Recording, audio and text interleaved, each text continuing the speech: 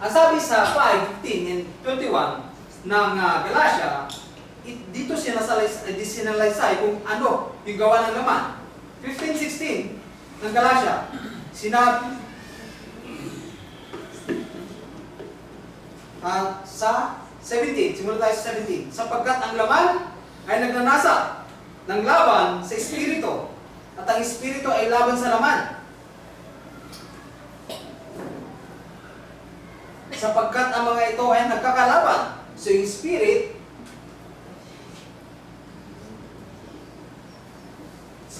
versus flesh ay nagkakalaban. Ang sabi po dito sa verse 18, datapat kung kayo ay pinapatnubayan ng Espiritu, ay wala kayo sa ilalim ng laman.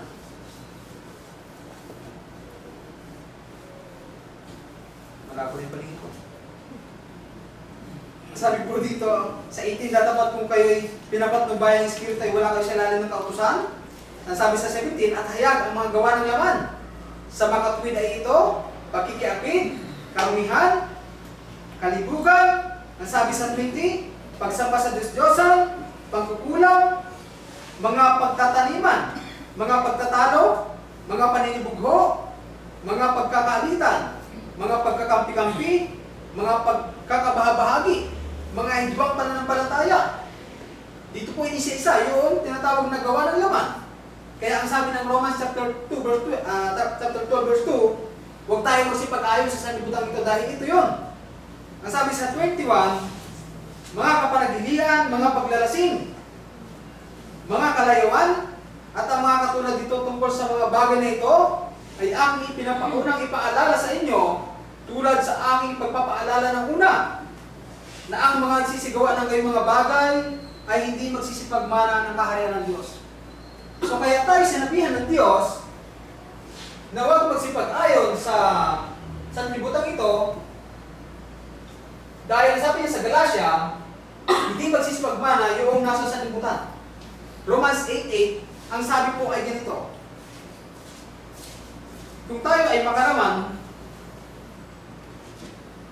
ang sabi sa 7, sapagkat ang kaisipan ng laman ay pakikigalit laban sa Diyos, sapagkat hindi napasasaklaw sa kautusan ng Diyos. Hindi nga maaari. Kung tayo ay makalaman, ay hindi tayo maaari sa Diyos. At sabi sa James 4:4, nakikipaggalit tayo laban sa Diyos. Kung tayo ay nasa laman o nakikipagkaibigan sa sanlibutan. James chapter 4, verse 4. Kayong mga kalunya, hindi ba ninyo nalalaman na ang pakikipagkaibigan sa sanlibutan ay pakikipag-away sa Diyos? Dahil ito yung ginagawa ng tao. Yung nasa Galatia 5, chapter 19 to 20. Yan inisa-isa yung gawa ng laman. Kaya ang sabi dito, sa chapter 4, verse 4 ng James, kayong mga kalunya, hindi ba ninyo nalalaman na ang pakikipagkaibigan sa sanlibutan ay pakikipag-away laban sa Diyos? Sino mga mag-ibig na maging kaibigan ng sanlibutan ay nagiging kaaway ng Diyos. Dahil ito nga po yung gawa niya. James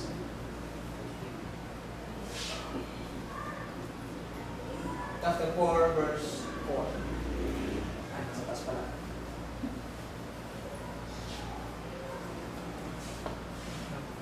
Ito pa yung isa na binanggit na ang sabi po rito, huwag ninyong ibigin ang sanlibutan ni ang mga bagay na nasa sanlibutan.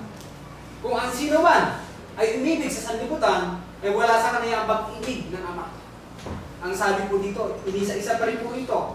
Sa verse 16, ang tinatawag na pakipagkaibigan sa sanlibutan, o makasanlibutan, o makalaman. Sapagkat ang lahat na nangasa sa sanlibutan, masasamang pita ng laman, pasok po yun dito sa asawa. Yan, yung pag-aagawa ng asawa yun. Pita ng laman, pasok po yun dyan.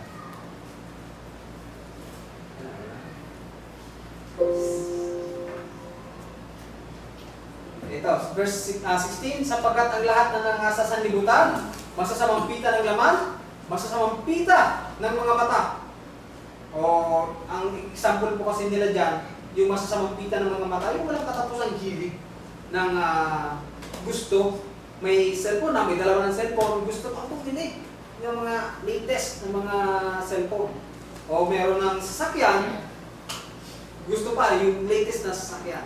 Yan yung pita ng laman. Kung walang ka, tinatawag na walang ka kontentohan, hindi ka makakontento. Kapalaluan sa buhay, yung kayabangan. Yan yung kasama sa gawa ng laman. Ay hindi mula sa Ama, kundi sa sanlibutan.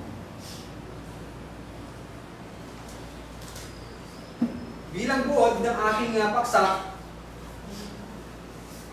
ang sabi po dyan ay kailangan nating sumumpalataya sa Diyos upang hindi natin matamo, upang hindi natin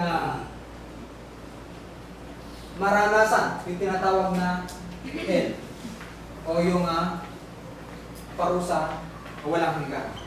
At upang tayo ay maligtas, gawin natin yung tinatawag na Mark 16:16 na kailangang sumampalataya, magbautismuhan, maliligtas.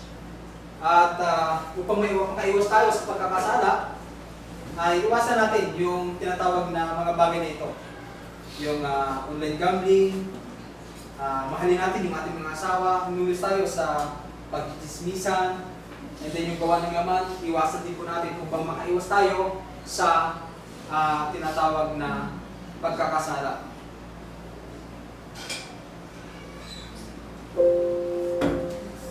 At sumabi po yung aking time na 20 minutes, kaya kailangan kong putulin. Meron pa sanang kasama to dahil sa kabila ng pagtitiis natin na to na hindi natin ginagawa yung mga gawa na ito. Di ba yung iba gusto nilang gawin yung sa makalaman? Gusto nilang gawin yun eh. Kahit sino naman, dahil yun ang gusto ng tao, nahawakan ng tao yung mga bagay dito sa mundo. Ano yung kapalit natin? Bakit tayo nagtitiis sa mga bagay na ito? Bakit natin hindi ginagawa ng iba na makalaman? Dahil hinihintay tayo na buhay na walang hanggan, yung salvation. Kaya tayo nagtitiis. Kaya hindi natin ginagawa itong mga bagay na ito. Binanggit yun ni Mr. Pablo, nasabi niya nagsisingin kami sa mga bagay na hindi nakikita. At ang sabi ni Pedro, sa ating Panginoong Jesucristo, sa kabila ng pagtitiis namin dito sa mundo, ano yung kapalit? Magiging kapalit namin dahil nagtiis kami, sumunod kami sa iyo. Ang sabi ng ating Panginoong Jesucristo, ang sino mang nag-iwan ng lupa, ng ama, ng ina, magkakamit ng buhay na walang hanggan. Muli, salamat sa inyong pakikinig sa umaga kong ito.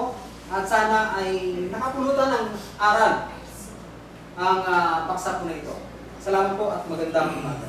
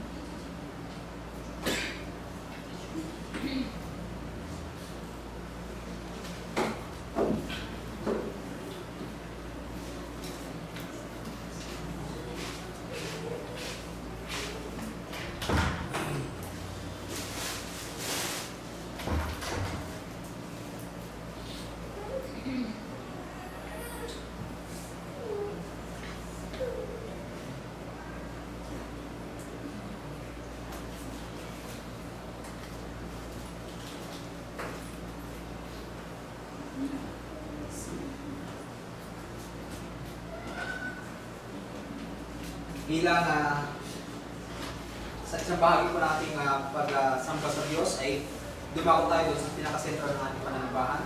Muli po akong babasa sa 1 Corinthians chapter 11 verse 23 to 29.